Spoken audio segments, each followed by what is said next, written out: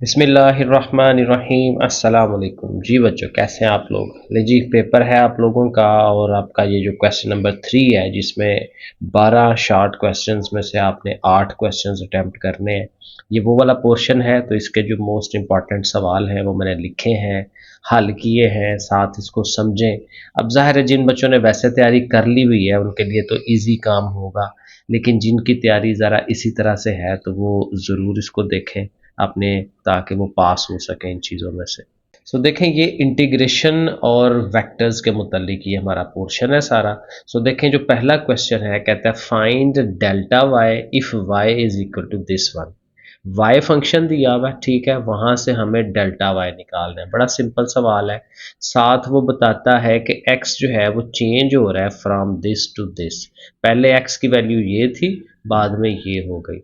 अब देखें delta Y कैसे निकालते हैं। बड़ा सिंपल काम है। जहां वाई है वहां वाई की जगह लिख दें Y plus delta Y. Delta Y मतलब छोटी सी जो चेंज उसमें आती है। एक्स की जगह लिख दें एक्स प्लस डेल्टा एक्स।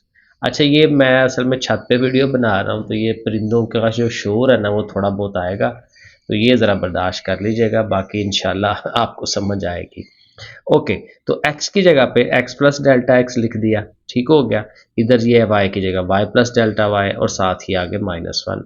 अब ज़रा इसको थोड़ा सा सॉल्व करवाएंगे। पहली बात तो हमें डेल्टा y चाहिए, तो y को उठा के उस साइड पे ले जाएंगे, माइनस में हो जाएगा। दूसरा, इसके ऊपर चूंकि स्केयर है तो हमें इसका स्केयर खोल लेना है। a का स्केयर b का स्केयर 2ab जैसे होता है, साथ ही -1। नेक्स्ट स्टेप में आपने y की वैल्यू पुट करानी है जो y शुरू में हमें दिया हुआ है। तो y की जगह एक्स स्केयर -1 जो है वो लगाना है, लेकिन चूंकि पीछे माइनस है तो वो माइनस इनके दोनों के साइन चेंज करवा कर लिखवाएगा। और इसका फ़ायदा क्या होता है कि ये हमेशा कटता है। एक्स स्केयर से कटेगा, 1 जो है वो 1 से कट जाएगा। पीछे ये जो डेल्टा एक्स वगैरह वाली चीज़ें हैं ना वो रह जाती हैं। अब यहाँ से हमें सोल्यूशन लेना है। डेल्टा एक्स का मतलब कि एक्स में चेंज कितनी आई है, तो एक्स की जो चेंज है वो इसमें से इसको आप माइनस करा दें, क्योंकि पहले x ये था बाद में ये हुआ। तो 3.02 में से 3 माइनस कराएंगे तो वो 0.02 आता है, वो मैंने इधर करके भी दिखाया है। फिर आगे चलेंगे तो 2x है, x की वैल्यू 3 थी, मतलब कि जो पहली वैल्यू होती है वो वाली वैल्यू, और साथ डेल्टा x। तो इसको सॉल्व करवा लें, इसका स्केयर लें, इनको मल्टीप्लाई करवाएं और उनको ऐड करवा लें, तो ऐसे करके ये आंसर बन जाता है। तो एक तो सवाल ये है, और ये काफ़ी इंपॉर्टेंट है, अक्सर ये सवाल आता है, ठीक है। मे बी को रकम चेंज हो जाए लेकिन काम तो यही कुछ ही है ना सारा। क्वेश्चन नंबर 2 में आए, यहाँ पे भी इंटीग्रेशन करवानी है अब आपने। 1 माइनस एक्स का स्केयर रूट है, नीचे भी एक्स का स्केयर रूट है और ऊपर वाले चीज के ऊपर स्केयर है। तो हम चूंकि ऊपर स्केयर है ना तो हम उसका स्केयर खोल लेते हैं। अभी स्केयर वाला फार्मूला पीछे किया था, ए का स्केयर प्लस बी का स्केयर -2ab। माइनस का फार्मूला तो आपको पता है, माइनस लगाते हैं और नीचे वाली टर्म जो है वो एज इट इज। अब अंडर रूट है तो उसको 1/2 भी लिख सकते हैं, एक ही बात है, कोई मसला नहीं है। अब 1 का स्केयर 1 नहीं होता है, ठीक है, ये स्केयर अंडर रूट कट जाएगा, x रह गया यहाँ 2x, और x का अंडर रूट जाहिर है 1/2 पावर लिख लें, नीचे भी 1/2 पावर है। अब देखिए ऊपर ये 3 रकमें हैं, नीचे वाली उसको डिवाइड करेगी सबको अकेली अकेली। 1 ओवर ये हो जाएगा, ये ओवर ये हो जाएगा, ये ओवर ये हो जाएगा, वो सारा मैंने ऐसे लिख दिया। अब ये चूंकि पहला जो टर्म है ये वाली, ये 1 ओवर समथिंग है ना, तो इसको ऊपर ले जाएं तो ऊपर जाके वो माइनस में आ जाएगी। यहाँ पे देखें ये x की 1 पावर है, ये 1/2 है। तो 1/2 ऐसे टोटका समझे, ये हाफ होती है, आधी चीज। तो ये पूरी है तो आधी आधी कटेगी तो ऊपर आधी रह जाएगी, यानी x की पावर 1/2 रह जाएगी। वरना क्या होता है, ये पावर ऊपर लेके जाते हैं ना, 1 माइनस 1/2 करते हैं, तो वो कैलकुलेटर में करें तो 1/2 आ जाता है। ये दोनों कट जाएंगे, हाली उसका -2 रह जाएगा। अब इनकी तीनों की लहदा-लहदा आप इंटीग्रेशन करवा लें। इंटीग्रेशन में रूल क्या होता है, पावर रूल के पावर में एक ऐड करवाते हैं, +1 करते हैं और वही चीज़ नीचे बटे में करते हैं, ठीक है ना।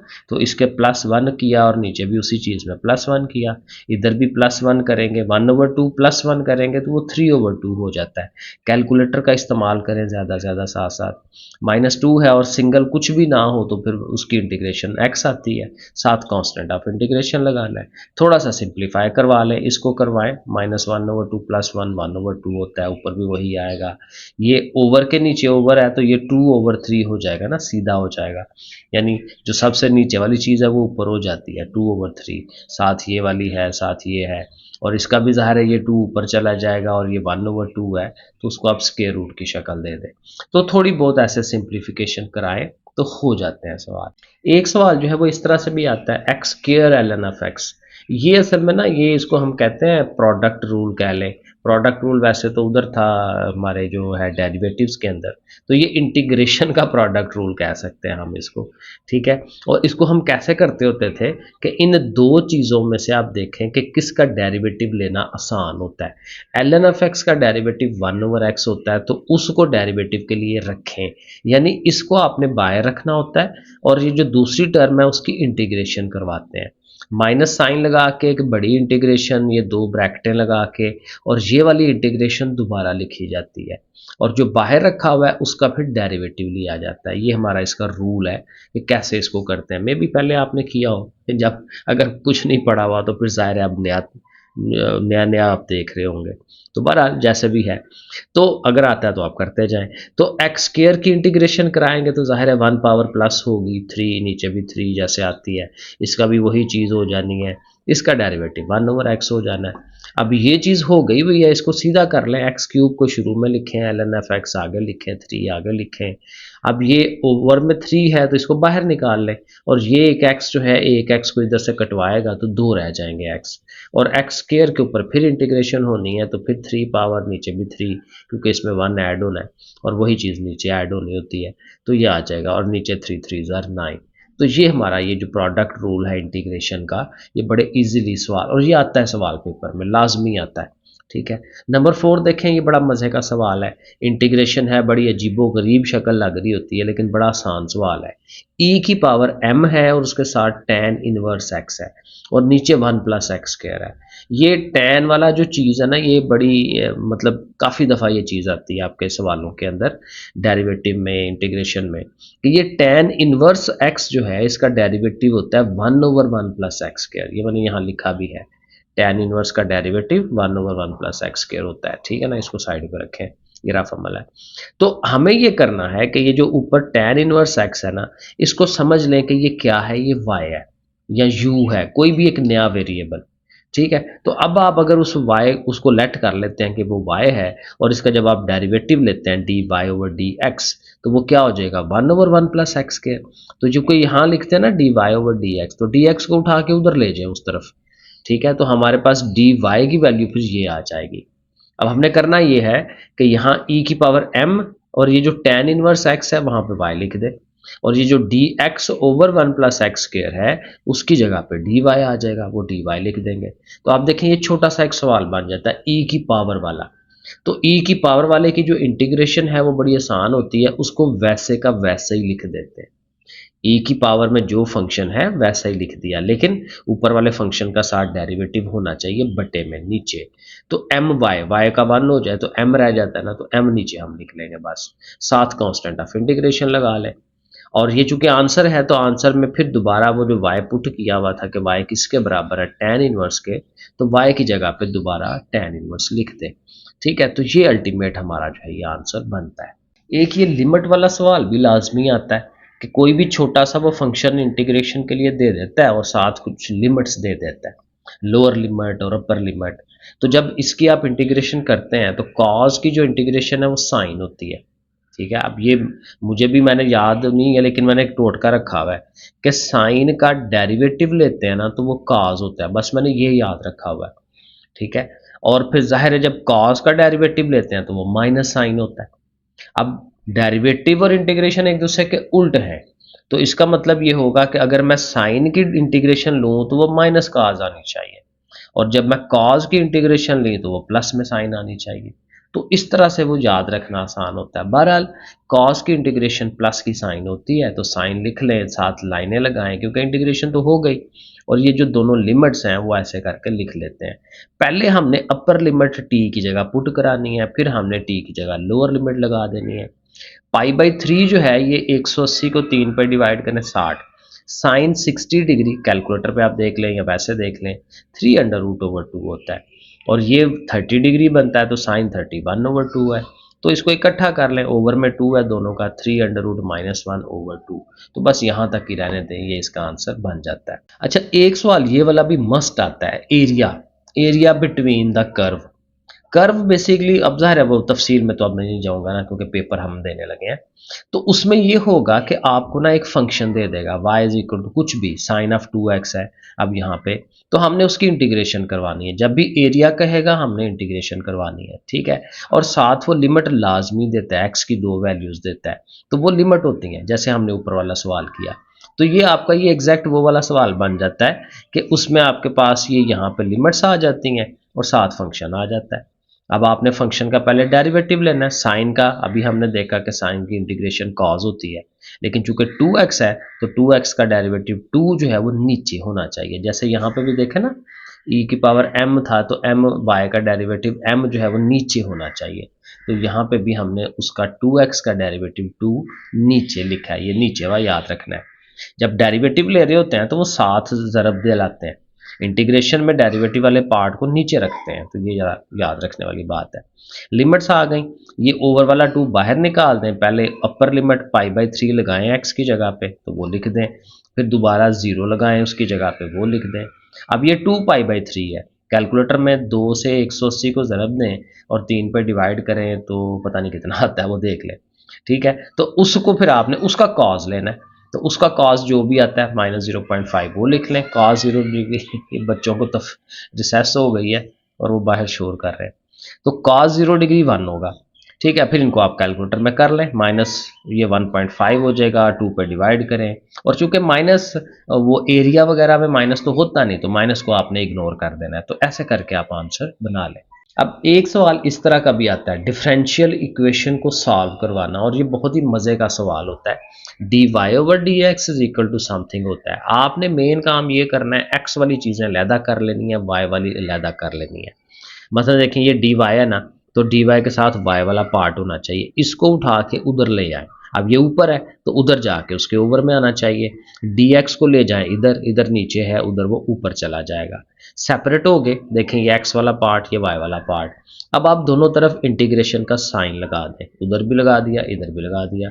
अब ये 1/1 प्लस वाई स्क्र, ये असल में tan इनवर्स होता है, ये अभी भी हमने देखा था 1/1 प्लस एक्स स्क्र जो है ये tan इनवर्स x होता है। तो ये भी तो देखे ना, x की जगह y है लेकिन 1/1 प्लस वाई स्क्र है, तो ये tan इनवर्स y होगा। ये फार्मूला बहुत दफ़ा आता है, ठीक है, इससे वास्ता पड़ता है, ये रट्टा मारे इसे। और इंटीग्रेशन और e की पावर इंटीग्रेशन तो वही होती है, डेरिवेटिव भी वही होता है, इंटीग्रेशन भी वही होती है, तो उसको भी एज इट इज़ लिखें साथ कांस्टेंट ऑफ इंटीग्रेशन। और जब इसको हल कर रहे होते हैं तो मतलब क्या होता है कि y किसी तरह अकेला कर लें, तो y इधर tan इनवर्स उठ के उधर जाएगा तो खाली tan हो जाएगा, तो y के वो बन गया ना, तो उसको हमने सॉल्व करवा लिया। तो एक तो काम ये है। अब ये इंटीग्रेशन के सवाल जितने थे वो मैंने किए। अब आपके पास ये वेक्टर वाला सवाल है, और वेक्टर वाले सवाल भी बड़े आसान हैं, बड़े इजीली आप नंबर ले सकते हैं, पास हो सकते हैं। v वेक्टर है, w वेक्टर है, तो क्या कह रहा है जी, आपने 3v प्लस w वेक्टर बना के और उसका मैग्नीट्यूड लेना है, एब्सोल्यूट वैल्यू लेनी है। तो बड़ा सिंपल काम है, आप v को 3 से ज़रब दें, v ये वेक्टर है, तो v वेक्टर लिखें, उसको 3 से मल्टीप्लाई, 3 3 ज़ार 9, 3 2 ज़ार 6 एंड सो ऑन। तो ये 3v हो गया, उसमें अब w को ऐड करवाना है, तो ये देखें हम ऐड करवा रहे हैं। पहले 3v लिखा है, फिर w लिखा है, इनको जमा जमा ज़ाहिर है, i को i के साथ, j को j के साथ, k को k के साथ, और कैलकुलेटर में करें। अगर वही बात है, अगर आप लोग वीक है, -6 है तो -1 है तो कितना बनता है, वो कैलकुलेटर में किया करें, हर चीज़ हो जाती है, ठीक है। अब ये हमारे पास आ गया 3v प्लस w। अब इसका आपने एब्सोल्यूट लेना है, और एब्सोल्यूट का पता क्या होता है कि ये जो i j k के साथ चीज़ें लिखी हुई हैं इनके स्केयर लेने हैं, 14 का स्केयर, -7 का, 9 का, तो वो हम स्केयर्स लेके और उनके ऊपर स्केयर रूट भी लेना होता है, तो ये स्केयर रूट भी देखें ऊपर बनाया है। तो ये सारी वैल्यूज़ लेंगे कैलकुलेटर में, इनको प्लस करेंगे, स्केयर रूट लेंगे, अगर तो स्केयर रूट पूरा पूरा आ जाता है तो लिख देते हैं, वरना ऐसे ही छोड़ देते हैं, पॉइंट में आंसर नहीं देना होता, ठीक है। यहाँ तक आप इसको बना दें, आगे चलें। आगे कहता है फाइंड डायरेक्शन कोसाइंस, ये बड़ा मशहूर सवाल है, अक्सर आएगा पेपर में। Find direction cosines of P Q, ये पी पॉइंट है, ये क्यू पॉइंट है, इनके डायरेक्शन कोसाइंस।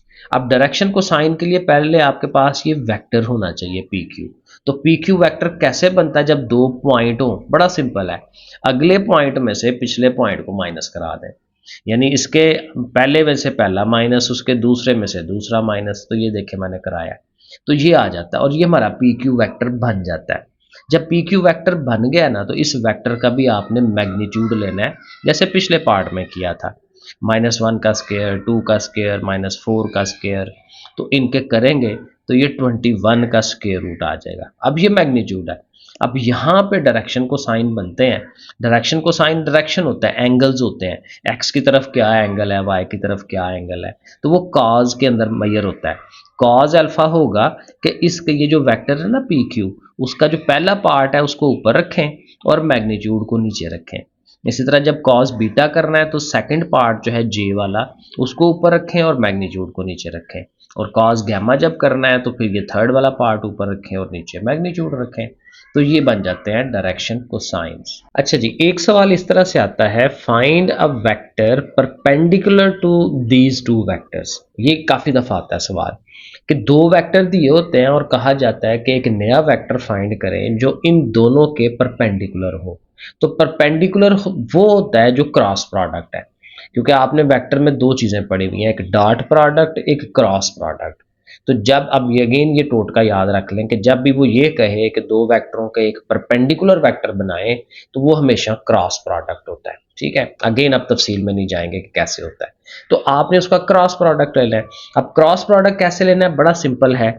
उसके लिए ना एक ये डिटर्मिनेंट बनाया जाता है। उसमें आप क्या करते हैं, पहले ऊपर आई जे के लिखते हैं, हमेशा यही लिखना होता है, पहली रो में यही लिखते हैं।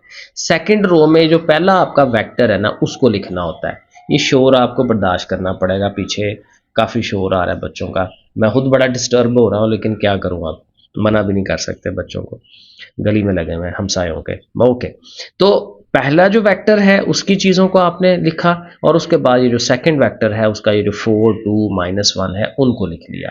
जब इसको लिख लिया तो जैसे फर्स्ट ईयर में हम करते थे, डिटर्मिनेंट फाइंड करते थे, वो काम आपको करना है। आई को लिखा और आई की रो और कॉलम छोड़ा और इनको मल्टीप्लाई करवाना होता है। ये मैंने डायरेक्ट किया है, पहले ये मल्टीप्लाई होते हैं, 1 1 ज़र 1, वो साथ उसका अपना माइनस है, माइनस फार्मूले का आगे आएगा, और 2 1 ज़र 2 ये आएंगे। फिर जब ये मिडल वाला लिखते हैं तो उसके साथ माइनस ज़रूर लगाते हैं, माइनस जे वो लिखेंगे, और इसकी और ये जो चीज़ें छोड़ेंगे तो ये और ये आ जाएंगे, ये आपस में मल्टीप्लाई, 2 1 ज़र 2, माइनस है उसके साथ, माइनस फार्मूले का लगा के 4 1 ज़र 4। इसी तरह के पे आएंगे तो के का ये और ये छोड़ दिया, और ये जो दो चीज़ें हैं इनको हम करेंगे 2 2 ज़र 4, और फिर ये माइनस लगा के 4 1 ज़र 4। तो ऐसे ये डिटर्मिनेंट लिया जाता है। ये थोड़ा सा इस पर काम कर लें, ये बड़ा इंपॉर्टेंट सवाल है ये। ठीक है, अब इसको हल कर लें, -2 और -1 -3, क्योंकि इसमें मेन डिटर्मिनेंट खोलना आना चाहिए, हल करना आना चाहिए, ये वाला पार्ट। ठीक है, तो -3 आई हो जाएगा, ये -6 हो जाएगा, बाहर वाले माइनस के साथ प्लस हो गया, और ये 4 में से 4 माइनस करें 0 हो जाएगा। तो अब ये जो वेक्टर आया है, ये वेक्टर ऊपर वाले u और v दोनों के परपेंडिकुलर होता है। तो ये जब परपेंडिकुलर कहे हमें क्रॉस प्रोडक्ट लेना होता है। एक ये बड़ा मशहूर सवाल है और बड़ा ही आसान है। कहता है ये कुछ बना हुआ है, तो कहता है प्रूव करें कि ये सारा जो है वो 0 के बराबर है। अब इसमें देखें ये क्रॉस प्रोडक्ट लिया हुआ है और बीच में प्लस है, ये प्लस है, यहाँ पे इधर भी प्लस है, इधर भी प्लस है, बाहर वाली चीज मल्टीप्लाई यानी क्रॉस हो रही है, वेक्टर्स है ना, क्रॉस प्रोडक्ट।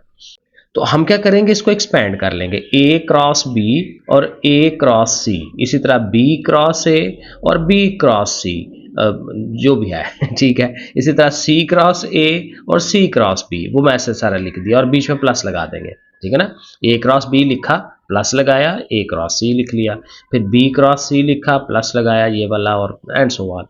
अब रूल क्या है, यानी यहाँ पे ये देखें ए क्रॉस बी भी आ रहा है और बी क्रॉस ए भी आ रहा है, ये दोनों चीजें सेम है लेकिन एक दूसरे के उल्ट है।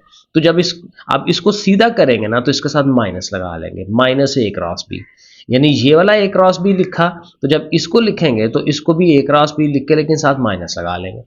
जब ये ए क्रॉस सी लिखेंगे तो इसके साथ जो ये वाला है इसको सीधा करके उसके साथ माइनस लगा लेंगे, इसी तरह दूसरे के साथ। तो इस तरह से भी सारे आपस में कैंसल आउट हो जाएंगे और आंसर जो है वो 0 आ जाएगा। तो तो ये देखें 2 स्टेप्स के अंदर इसका आंसर बन जाता है। ये अच्छा है, इंपॉर्टेंट सवाल है, ये आपको ज़रूर रेडी करना चाहिए। कुछ और सवाल मैंने निकाले हैं, ज़ाहिर है आप थोड़ी सी मेहनत करें। अच्छे खासे नंबर हैं आपके, 8 दूनी 16, 16 नंबर हैं इस पोर्शन में से। तो थोड़े और सवाल करते हैं। Find delta Y and D Y, पीछे जो सवाल किया था उसमें सिर्फ डेल्टा वाई था, अब डी वाई भी पूछ रहा है, वो भी बड़ा ईजी है। अगेन फंक्शन होगा आपके पास और साथ वो बता रहा होगा कि एक्स चेंज हो रहा है इस नंबर से इस नंबर की तरफ। तो एक्स की वैल्यू ज़ाहिर है पहले जो पहले हो वही होती है ना। तो x की वैल्यू 2 है, ठीक है, और वो जो चेंज हुई है आगे जो नई आई है वो 1.8 है। तो 1.8 में से 2 को आपने माइनस कराना है, तो वो नेगेटिव में आपका जो चेंज आएगा डेल्टा x वो -0.2। अब आप फंक्शन को लें, अब चूंकि डी वाई भी करना है तो पहले डेरिवेटिव ले लें, D Y over D X. ज़ाहिर है जैसे डेरिवेटिव लेते हैं 2x हो जाएगा, और ये 2x का डेरिवेटिव x का 1 होता है 2 आ जाएगा। और हमें चूंकि डी वाई चाहिए तो डी एक्स को उठा के उधर ले जाए, इधर ले आए। अब इनमें वैल्यूज पुट करा लेते हैं, 2 लिखें, x की वैल्यू को लगाएं, साथ ये है dx की वैल्यू लगाएं, 2 2 जार 4 हो गया, 4 और 2 6 हो गया, 6 से मल्टीप्लाई करेंगे तो ऐसे dy बन जाएगा। अब डेल्टा x की तरफ जाना, सॉरी डेल्टा y की तरफ जाना है, तो वो वही काम होगा जो पीछे हम करते रहे हैं। तो यहाँ पे भी वही y की जगह y plus delta y, x की जगह x प्लस डेल्टा x, यहाँ पे भी आ जाएगा। और उसी तरह y को उठा के उस साइड पे लेके जाना है, तो y की वैल्यूज़ जो है वो ज़ाहिर है उधर आके माइनस होनी है, तो ये दोनों वैल्यूज़ जो y की हैं वो माइनस हो जाएंगी। इसका स्केयर खोलेंगे, ठीक है, इसको 2 से मल्टीप्लाई कराएंगे। अब अगेन जैसे पिछले शुरू में मैंने कहा था कि ये दोनों पार्ट्स जो हैं ये कटने होते हैं, तो इधर से ये कट गया और इधर से ये कट गया, तो ये जो डेल्टा एक्स वाली जो 3 पार्ट्स हैं 4 वो रह गए, सॉरी ये नहीं कटा ठीक है ना, एक्स स्केयर के साथ नहीं कट रहा है, ये दोनों ये कट गए, ये कट गए, ये फिर मैंने थोड़ा सा गलत कर दिया क्योंकि ये तो कट गया हुआ है ना। तो ये फिर आप कर लीजिएगा, इस पार्ट को निकाल दें, इस वाले को, ये 4 को निकाल दें, ठीक है। तो फिर इन तीनों का जो काम आएगा वो आप देख लें, कैलकुलेटर में हल करना है, इसका स्केयर लेना है एंड सो ऑन जैसे, तो वो पिछले तरीके की तरह ये हल हो जाएगा, ठीक है जी। तो ये हो गया। अब देखें एक और ये इंटीग्रेशन का सवाल है, इंटीग्रेशन करनी है 1 ओवर एक्स स्क्वायर रूट, फिर अंदर एक्स स्क्वायर रूट प्लस 1 है। अब यहाँ पे पुट करवाने वाला काम हम कर सकते हैं कि ये जो एक्स स्क्वायर रूट है, क्योंकि अब इनको उठा के ऊपर ले जाना मुश्किल है, ऊपर लेके जाएंगे तो माइनस पावर हो जाएंगी, फिर उनको आपस में कैसे सॉल्व करेंगे, मुश्किल हो जाता है। तो फिर तरीका या टोटका ये होता है कि ये जो एक्स स्क्वायर रूट है इसको यू लेट कर लें। अब इसको यू लेट करेंगे या कोई नया वेरिएबल वाई कह लें, यू कह लें, तो अब ज़हर इधर स्क्वायर रूट है तो स्क्वायर रूट खत्म करने के लिए स्क्वायर लें, ठीक है, इधर स्क्वायर ले लें, उधर खत्म हो जाएगा। अब एक्स का डेरिवेटिव ले तो वो डी एक्स, और u का डेरिवेटिव है तो 2, ज़ाहिर है पावर पीछे 2u, और u का डेरिवेटिव du, यानी dx जो है वो इसके बराबर आ गया। अब ये वैल्यूज पुट करवाएं, x की अंडर रूट की जगह पे क्या लगाना है, u, वो देखें हमने ये u लिखा है, और ये जो dx है उसकी जगह पे ये 2u du लिखेंगे। अब देखें असल काम ये होगा, ये एक u कट जाएगा, ये 2u का कांस्टेंट है उसको हमें बाहर निकालना है, ये फिर मैंने नहीं किया ये 2 बाहर निकालना है, पीछे कराया गया ओवर में u प्लस 1 और साथ du। अब ओवर में जो चीज़ हो उसका अगर ऊपर डेरिवेटिव मौजूद हो तो वो ln होता है, तो u का जो डेरिवेटिव है 1 है, ठीक है, सिंगल वेरिएबल है ना, तो इसका हो जाएगा ln of u plus 1, ln of u plus 1, ये बाहर 2 भी साथ मौजूद था, ठीक है, और साथ ही आ गया। और एक ये जो u है ये एक्चुअल u तो नहीं था, उसकी वैल्यू थी x अंडर रूट, तो वो x अंडर रूट आप यहाँ लगाएंगे, और 2 या तो यहीं रहने दें, या लॉग की प्रॉपर्टी होती है कि 2 जो है वो आप उसको स्क्वायर बनवा सकते हैं, तो ऐसे करके ये आंसर बनेगा। इसी तरह एक और सवाल है जो ये भी सब्स्टिट्यूशन वाला है, क्योंकि a की पावर x स्क्वायर है साथ x dx है, तो ये जो x स्क्वायर है इसको आप u लेट कर लें, क्योंकि जब आप इसका डेरिवेटिव लेंगे तो ये 2x होगा और साथ ये dx और u का डेरिवेटिव du, ठीक है। अब हमारे पास ये है x dx, तो x dx किसके बराबर होगा, 2 को उधर ले जाएं तो वो हो जाएगा du ओवर 2, तो आपने फिर x dx की जगह पे du ओवर 2 लगा देना है, और a की पावर में ये जो है ये u है तो a की पावर u। अब जाहिर है ये ओवर में 2 है उसको बाहर निकाल लें, a की पावर u du ऐसे। तो अगेन आप देखें ये थोड़ा, मैं पता नहीं आज मैंने सारे सवाल ही गलत किए हैं, नींद में लिखता रहा हूँ शायद। तो a की पावर u है, मैंने उसको e बना दिया है, तो ये a है। a और e में थोड़ा सा फर्क होता है क्योंकि उसका ln भी लेना होता है, ठीक है, e में तो होता है ना एज इट इज हम उसको लिख देते हैं, लेकिन अगर a e की जगह पे कुछ और आ जाए तो उसका ln साथ लेना होता है, लेकिन बहरहाल अब इसकी इंटीग्रेशन करवानी है, तो जब इंटीग्रेशन कराएंगे तो ये देखें मैंने लिखा है कि ये a की पावर u तो होगा लेकिन इसका ln होगा। अब देखें डेरिवेटिव में ln उसके साथ लिखते हैं, अब चूंकि इंटीग्रेशन करवा रहे हैं तो इसके ओवर में आपने लिखना है ln ऑफ a, वो साथ लिख देना है। तो इसके ओवर में साथ ln ऑफ a अगर आप लिख लेंगे तो फिर ये आंसर आपका बिल्कुल ठीक हो जाएगा। ठीक है, अगर खाली ई हो तो आप जैसे मैंने पहले कर रहा था मैं, उसको बस एज इट इज लिख देना और वो हो जाना है। लेकिन अगर ई के अलावा कोई चीज़ है तो फिर आपको ऐसे, और फिर एंड पे यू की वैल्यू लाजमी दोबारा से वही लगा दें। तो ये इस तरह से ये भी काम हो गया। अच्छा, एक सवाल उसने ये वाला दिया हुआ है 5-4 x² अंडर रूट। अब ये जो है ना, ये आपके इंटीग्रेशन का एक फार्मूला होता है इस तरह की शक्ल का, a² - x² under root. X के ऊपर स्क्वायर होता है वेरिएबल के ऊपर, और यहाँ कोई चीज़ होती है उसके भी ऊपर स्क्वायर होता है। तो उसके हल करने का ये फार्मूला है, अगर आप याद रख सकते हैं तो कर लें। x/2 यानी ये वाला जो x है, x/2 अंदर वही सारा कुछ जो ये है वो सारा आएगा वापस, साथ आएगा a का स्क्वायर/2 यानी ये वाली जो चीज़ है उसके ओवर में 2, और साइन इनवर्स x/a, ये वाला x और ये वाला a, वो हमें लिखना होता है। अब यहाँ देखें ये जो सवाल है इसमें x² अकेला नहीं है, उसके साथ ये 4 भी है, तो हम इस 4 को कॉमन निकाल लेते हैं बाहर। जब 4 अंडर रूट से बाहर निकलेगा तो 4 का अंडर रूट क्या होता है 2, तो वो 2 बाहर आ गया। लेकिन इसके पास तो 4 नहीं है तो इसके ओवर में 4 लगा लेंगे, साथ ये माइनस है और साथ अब ये x² रह गया। अब ये हमारी a स्क्वायर है, ये हमारा x² है, तो इसके ऊपर हम ये वाला ऊपर वाला फार्मूला लगा सकते हैं। तो फार्मूला कहता है x/2 लिखें, अंदर इस चीज़ को दोबारा वैसे का वैसे लिखें, प्लस a का स्क्वायर/2 आना है। तो ये सारी चीज़ a का स्क्वायर है ना, तो a²/2 साइन इनवर्स x/a। अब a याद रखना है कि a इनका वो क्या होगा, क्योंकि ये a² है तो इसका अंडर रूट लेना होगा, 5 का अंडर रूट ओवर 2, तो वो हम यहाँ लिखेंगे। तो इसको थोड़ा सा सॉल्व करवाएंगे, जो बाहर 2 है ये कट जाएगा इस वाले 2 से भी, इस वाले 2 से भी, तो ये x और ये चीज़ रह गई, और इधर से ये 5/4 रह गया, और ये 2 जो ओवर के नीचे ओवर है ये ऊपर चला जाएगा, 2x हो जाएगा, और साथ ये। तो ये थोड़ा सा अगर आप ये फार्मूला याद रख सकते हैं तो फिर आप इसको कर लेंगे इजीली। आगे फिर ये सवाल आ रहा है कि जिसमें आपके पास लोअर लिमिट है, अपर लिमिट है, और साथ आपके पास ये फंक्शन है। अब देखें ये वही फंक्शन है कि जिसमें प्रोडक्ट रूल है, दो चीज़ें हैं, x भी है और cos ऑफ x भी है, तो इस पे हमें वो रूल लगाना है। अब अगेन उसमें बाहर उसी को रखते हैं जिसका डेरिवेटिव इजी हो, x का डेरिवेटिव 1 हो जाता है, इजी है, आसान है, हल हो जाता है। तो x को बाहर रखें, इंटीग्रेशन cos ऑफ x, फिर सारा वो लिख के इंटीग्रेशन cos ऑफ x और x का डेरिवेटिव। ठीक है, अब x as it is, cos की इंटीग्रेशन पीछे भी हमने पढ़ी थी, साइन होती है, माइनस ये वाला साइन, cos की इंटीग्रेशन फिर साइन, x का डेरिवेटिव 1 हो जाता है, वो लिखने की ज़रूरत नहीं है, और साथ dx। अब ये x साइन ऑफ x लिखें, और साइन की इंटीग्रेशन माइनस cos होती है, तो वो दो माइनसेस मिलके प्लस हो जाएंगे। अब ये वैल्यूज आ गई, इनके ऊपर लिमिट लगानी है 0 से π/6 जो उसने बताई हुई है। अब जाहिर है कि जहाँ जहाँ x है वहाँ पहले आपने π/6 लिखना है, और माइनस साइन लगा के, और अगली दफ़ा x की जगह पे 0 0 लगा देना है। तो वो देखें ये हमने किया है, पहले हमने π/6 लगाया, फिर हमने वहाँ पे x की जगह 0 0 लगा लिया माइनस साइन के साथ।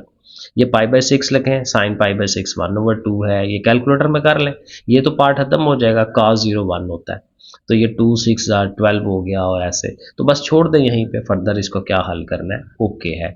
एरिया बिटवीन द कर्व देखें हर दफ़ा आता है, तो ये एक और सवाल एरिया बिटवीन द कर्व का, कि ये फंक्शन, इसमें अच्छी बात ये होती है कि फंक्शन आपको उसने एज इट इज़ बस दे दिया, छोटा सा फंक्शन देता है, तो 3√x और साथ x की वैल्यूज़ हर दफ़ा लिमिट उसने देनी होती है कि x 1 से लेके 4 तक जा रहा है, तो 1 से 4 तक साथ इस फंक्शन को लिखें। अब 3 कांस्टेंट है उसको बाहर रखें, x की पावर 1/2 है, पावर रूल जैसे लगता है, +1 नीचे भी +1, 1 से 4 लिमिट है, 1/2 + 1 3/2 हो जाता है। ठीक है, ये अगेन कांस्टेंट नंबर है ना, नीचे है तो इसको बाहर ले जाएं, तो ये ज़ाहिर है 3/2 है तो 2/3 हो जाना है, क्योंकि ओवर के नीचे ओवर है ना, उल्ट जाता है 2/3, ये 3 कट जाएगा, सिर्फ 2 रह जाएगा। और यहाँ फिर x की जगह पे आपने पहले 4 लगाना है, फिर 1 लगाना है। अब 4 की पावर ये करेंगे, 4 बेसिकली 2 की पावर 2 होता है, वरना कैलकुलेटर पर डायरेक्ट लिखें ऐसे, वो आपको दे देगा 8, और 1 की जो मर्जी पावर वो 1 ही रहती है, तो 8 में से 1 निकालने 7, 7 दूनी 14, तो ये आंसर बन गया। फिर मैंने कहा था डिफरेंशियल इक्वेशन को सॉल्व करने का सवाल लाजमी आता है, तो एक और सवाल इंपॉर्टेंट देख लें। ये आप देखें दिया हुआ है, तो इधर भी हमने यही करना है, एक्स डी एक्स को और एक्स को अकेला, डी वाई और वाई को अकेला। तो देखिए अब ये चूंकि डी वाई और डी एक्स इस वाले पार्ट के साथ है ना, तो -1 ऐसे ही जुड़ा हुआ है साथ, इसको उधर ले जाए दूसरी तरफ ताकि ये आज़ाद हो जाए।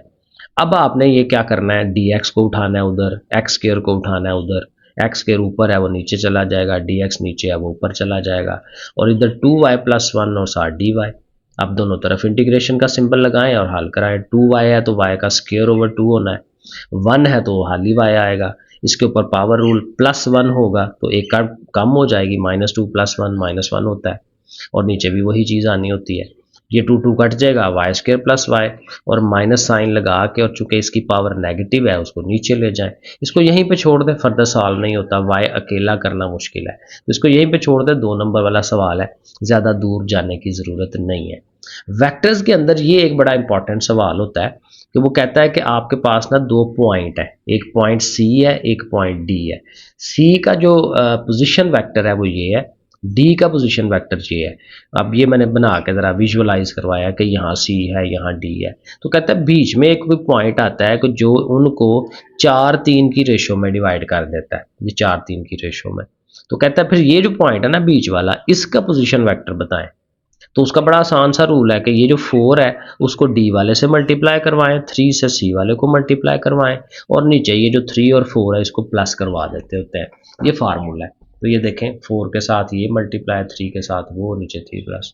ठीक है, बस इसमें याद ये रखते हैं कि 4 के साथ डी ने जाना है। ठीक है, ऐसे शक्ल बना लिया करें। 3 के साथ सी वाले वेक्टर ने आना है जो दिया हुआ है, तो वो मैंने यहाँ लिखा है। इनको आपने मल्टीप्लाई करवाना है, प्लस करवाना है, नीचे 7 है और उनके नीचे लिख देना है।